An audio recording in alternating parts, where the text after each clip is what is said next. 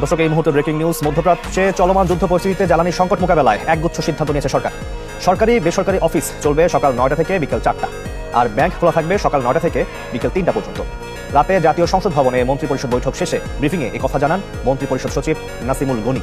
তিনি আরও জানান, আজ থেকে সন্ধ্যা 6টার পর জরুরি দোকান ছাড়া সব দোকানপাট বন্ধ থাকবে, যা তদারকিতে গঠন করা হবে মনিটরিং সেল। এছাড়া রোববার শিক্ষা প্রতিষ্ঠানের বিষয়ে নির্দেশনা দেবে শিক্ষা মন্ত্রণালয়। কেনা হবে না নতুন যানবাহন, কম্পিউটার সামগ্রী। সরকারি অর্থায়নের সকল বৈদেশিক সফর বন্ধ করা হয়েছে বলেও সিদ্ধান্ত নিয়েছে মন্ত্রিসভা। অফিসগুলো আমরা কমিয়ে নিয়ে আসতেছি 1 ঘন্টা করে, 9টা থেকে 4টা পর্যন্ত অফিস চলবে সকল অফিস। ব্যাংকিংগুলো চলবে আওয়ার্স 9টা থেকে 3টা পর্যন্ত।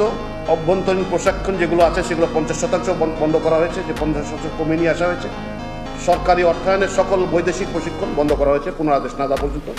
জ্বালানি, বিদ্যুৎ, গ্যাস এই খাতে আমাদের যে ব্যয়টা হতো সরকারের, সেটা আরও 30% কমানো হচ্ছে। সকল ধরনের মার্কেট 6টার পরে কোনো মার্কেট চলবে না।